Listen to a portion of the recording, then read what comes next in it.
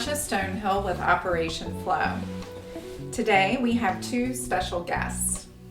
Both are alumni from the University of Maryland Eastern Shore. We have Paul Jerry, who is an actor, artist, and illustrator, and Rasheidra Harmon, who is an author and school counselor who loves working with children in an alternative setting. Paul is a brother of Kappa Alpha Psi, and Rasheidra is a member of Alpha Kappa Alpha. Paul, Rasheidra, thank you so much for being here with us on Operation F.L.O.W. today. And I understand we're going to be talking about a book that's titled You Are Perfect the Way You Are, written by Rasheidra and illustrated by Paul. Yes. Thank you for having us. Thank you for being with us today. Appreciate it. So please share with our listeners, Rasheidra, what inspired you to write this book? I was actually sitting home at the kitchen table with my 4 children and just thinking about everything that's going on as far as in society, as far as watching TV and the image that people portray, showing that you're not good looking unless you're a size 2 or 4, or now you have to dress a certain way, or a lot of people don't wear many clothes anymore, so that's how you're attractive. So just thinking about the stigmatisms and the types and the situations, and having kids of my own. Yes. And also working with kids in school system, so a lot of times kids feel like, well, they're not presentable, or they don't look like somebody else, so they're not attractive as a young female, or well, I can't wear this, or my parents can't purchase this, so I'm not on the in crowd, as some would say. So all of those things coming together just helped me sit and write, and that's my passion anyway, and I like writing, so it all just tied together. I think that's beautiful, and it's such an important topic, because these things do weigh heavily on our children. They can get really down on themselves, because of all the judgment that comes upon them if they don't look a certain way, or if they're not wearing certain clothes, or whatever it might be, like you said. So thank you for You're welcome. Writing a book that will... even us as adults really can get wrapped up in the society and what maybe the next person is wearing on television, or the next actor, or the next singer.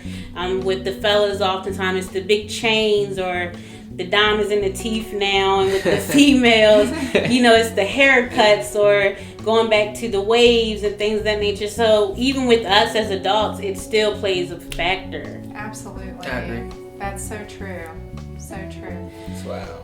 So then how do you said you work with children, and how do you see them receive this message? Do they buck up against it? What do you see?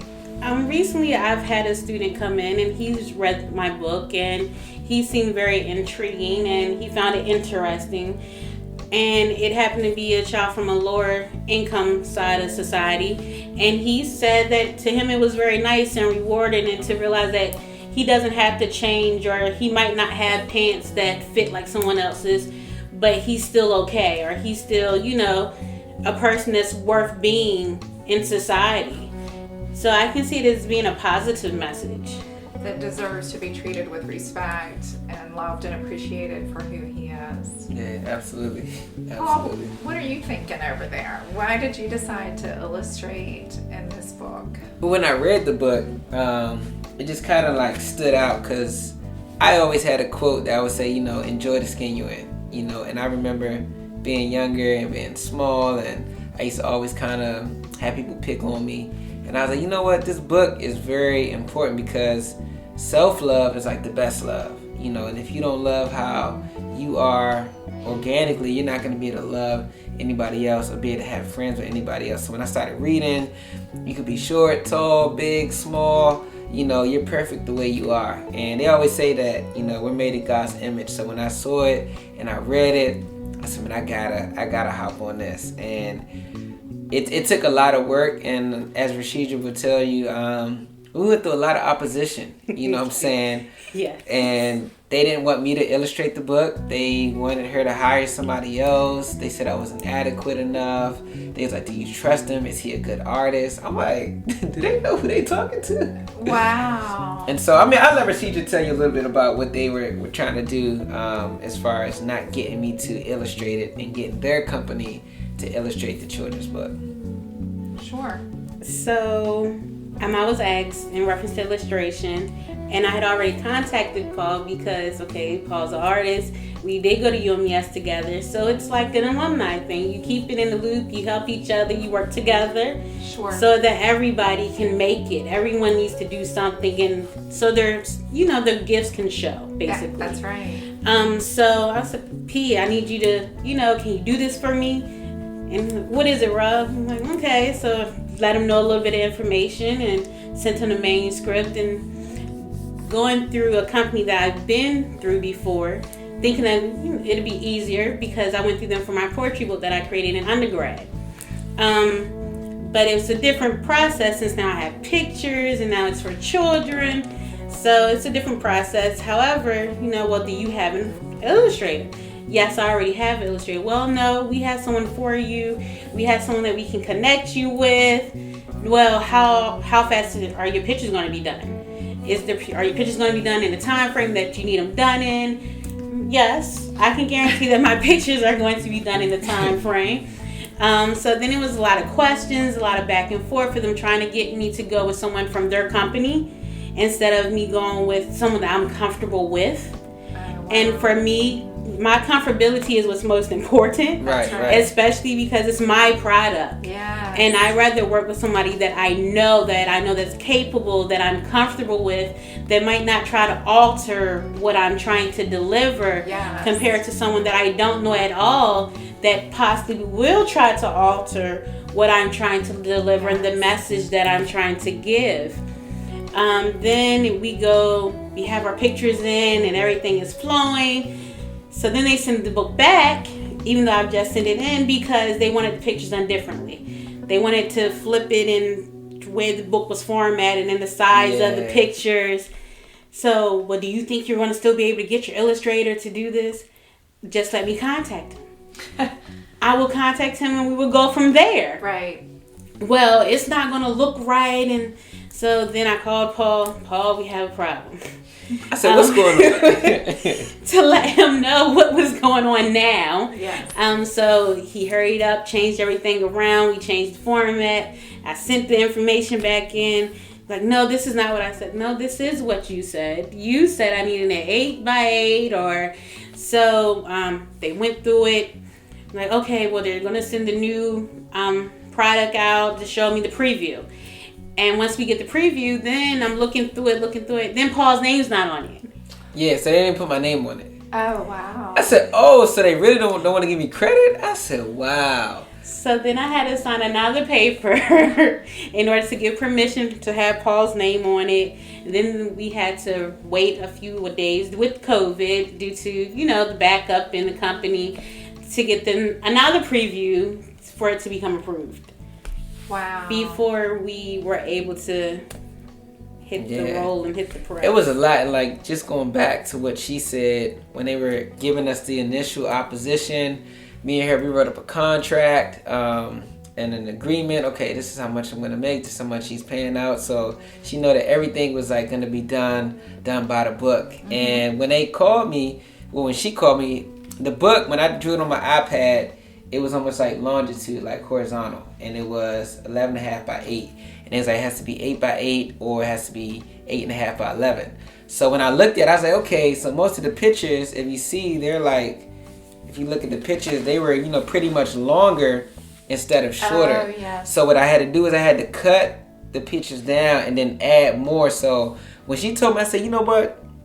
Because they're trying to come at you with opposition and make you feel that I'm not a great artist, and I know I draw better than almost everybody in that whole company, but I'm not even gonna be cocky because I know God bless me. So a lot of the pictures that you'll see on the bottom, I pretty much added more and drew more of the legs, more of the floor, more of the shoes, and I just cut it from the left. And it took me about 2 hours to edit all 8 pages, and then I had to edit the cover too. Like all this this part of the globe that wasn't there in the original cover. It pretty much stopped like right here, so I actually ended up drawing more of the globe. So I was like, you know what, Rasheidra, we gonna take care of this one. we gonna teamwork, make the dream work. I love that. So it was good. And then when I saw everything, you know, come to fruition, it was just a blessing. And just the whole aspect of like drawing, I like, Rasheidra, like, how should we do the book? Like, because by me being an actor, I'm thinking, okay, it got to be from scene to scene to scene to scene. I was like, you know what if we do like a day at school?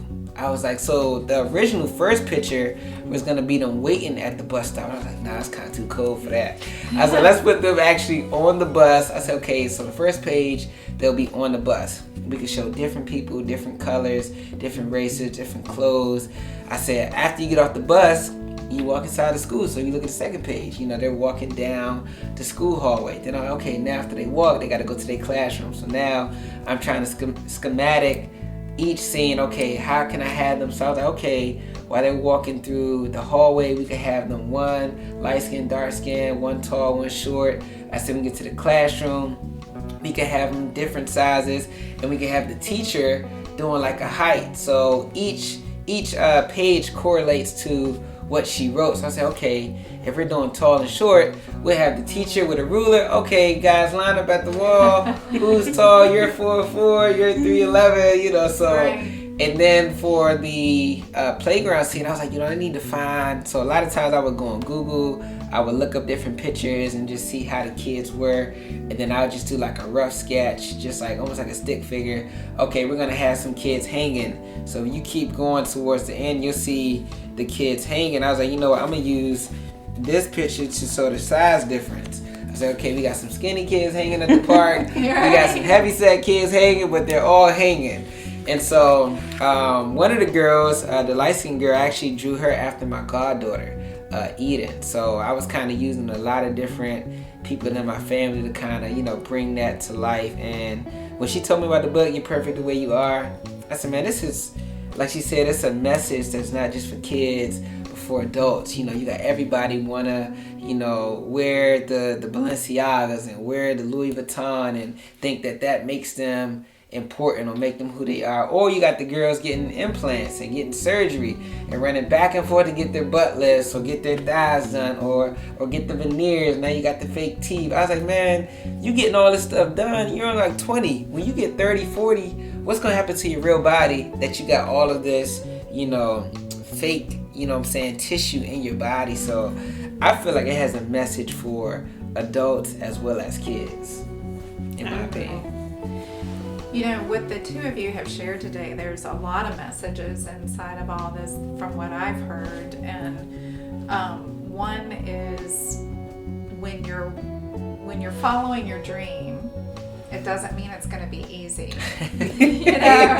Amen to that. You know, and so, but to stay true to what is comfortable for you, to not let people pull you away from your vision, to not let people discourage you because they don't see your vision or they're trying to make you do it their way.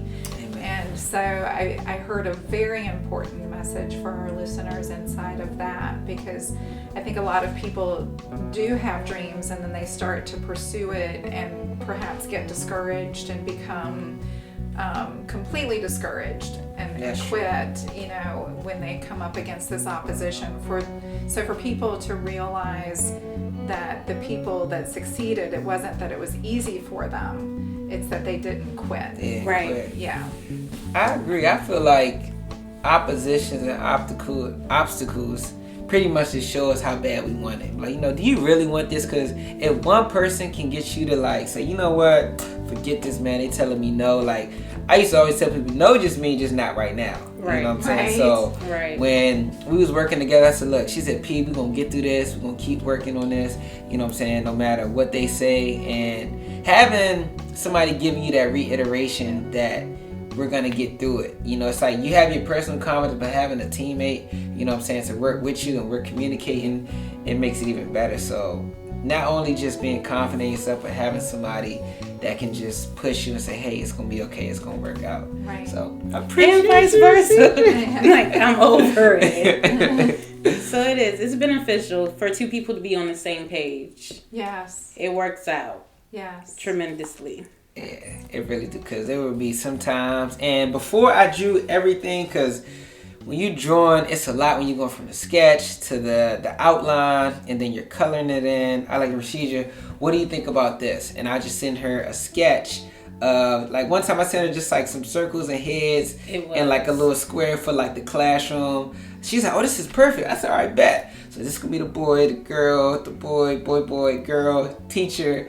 And so I was just including her. And that's what I like doing. Like, you know, whoever is my client, I want them to know what I see. And I would update, okay, this is going to be page 1, page 2, page 3. So when we got to the end and it was like, oh, it's not ready. I'm like, we was just working through this all together. Like, what's wrong? And they said, oh, the format. And I was like, Rasheidra, don't worry. I said, look, I know you stressing right now. I said, look, I'm going to take the heat off of you. Just put it on me. I can handle it. And I was like, I'm going to knock out what I need and I'm going to send it back to you. And then I realized the format. I can't just send it as a PSD or just send it as a JPEG, because it would come out blurry when I sent it to her. And I'm like, why don't the pictures come out clear? So I was learning as I was helping her that it had to be sent in a PDF format. Okay. So I had to reformat each one and email it to her in a PDF format. So it was a learning process for me. This is my first book I've ever illustrated. You know, I've illustrated a lot of portraits and stuff, but doing this, it took a lot out of me. And it was a great rewarding, though, experience when I started seeing the kids' response, and, you know, they're sending me videos. He's like, oh, I like this book. You can be cool just the way you are. I did a school reading, my first one, for a elementary school in Suffolk, and I read the book to them, not thinking that next time I'm just going to buy it online so I can flip the pages and hit the button and read it that way and share my screen. But I was holding the book up and flipping the pages, and we were talking as we went. And at the end, like, different children got a chance to share what was perfect about them. Oh, so wow. Some kids told me their hair or their eyes. One little girl said her toenails are perfect because they were white. And I said, mine's too, because they were at the time. And one little girl said her culture. So from her culture, we went into what's different or what's perfect about her culture. And another little girl talked about her mommy is perfect. So then we went into siblings, and one little girl went and got her cat. And she said her cat had a twin, so then she had to go back and do the other cat. Yeah. And even a little girl had her little brother came in the room, and he decided he wanted to tell me what was perfect about him. Wow. So it ended up being, we were virtual that day, so all the kids were home, so it ended up being like a sharing time.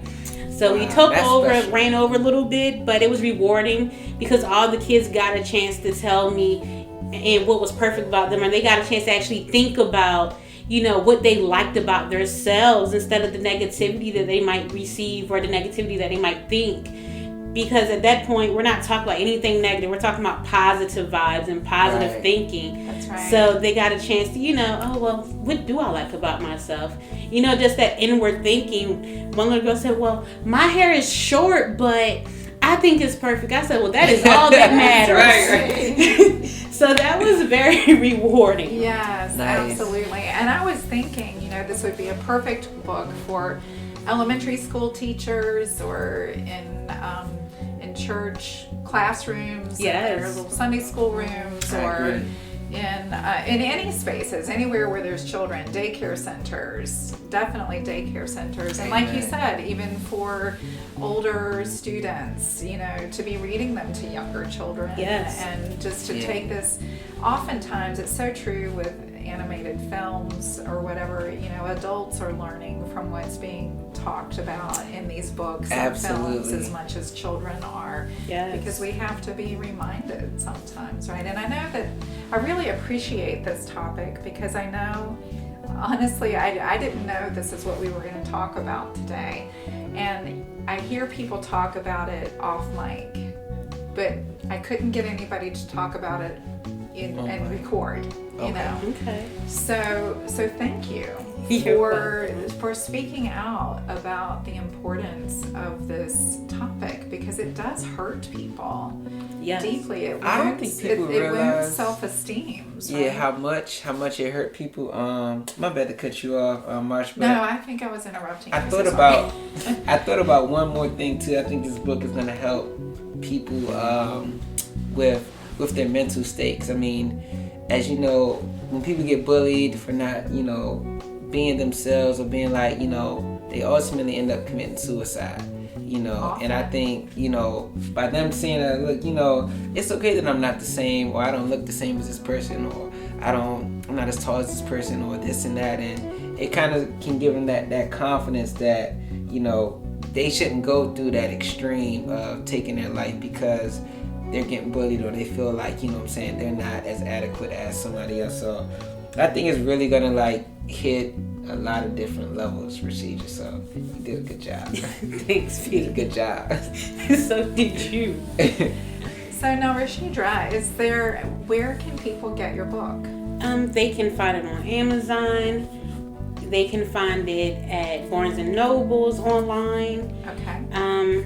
I looked into doing something with Walmart to see what can be done as far as us getting the book there. Beautiful. I haven't heard back yet, but that's not stating that, saying that they won't. They're saying future. that we can. Right. But It's in the I process. have looked into different things just to get the book out. Absolutely. Just to share. Because the message is strong and it is rewarding. So, and you are willing to visit places and do readings and book signings? I find that rewarding too. I actually like it, and I enjoy the interaction with the kids. Beautiful. So that makes a difference. Yes. But absolutely. I really enjoy children interaction. Beautiful. So, are there any final words that you want to put out to our listeners as we begin to wrap up here today? I would say final words, kind of reiterating what you have brought up. Dreams can get deferred if you let people stray you away from what you're trying to do. So you gotta have a focused mindset, and you gotta always look at that light at the end of the tunnel, because there's gonna be some days where it's dark and you be like, man, there were some times during the book when I was drawing, I was on page 3. I'm like, shoot, I got 5 more pages to draw. I was like, man, Paul, like they say, it's a marathon. It's not a sprint. So if you have a long project or a hard project, don't burn yourself out. Whether it's a track meet, whether it's you're studying for the bar exam, or you're studying for the LCAT or anything, just set time aside. And this book taught me a lot about time management.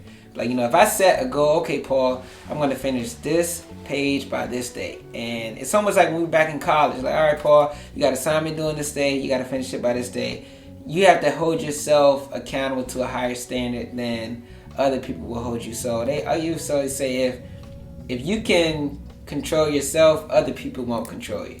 So if you could just put yourself on a rhythm and on a standard set of morals and everything is going to flow. But I'd rather put myself on a timeline than somebody else putting me on a timeline. So, just controlling, your emotions, not getting frustrated when things don't work. Because there was so many different sketches that went through, and I was like, I just can't get it. Then I might play a song. So, don't let the temporary frustration mess up an eternal, project. Beautiful. For me, I guess it would be in a child perspective.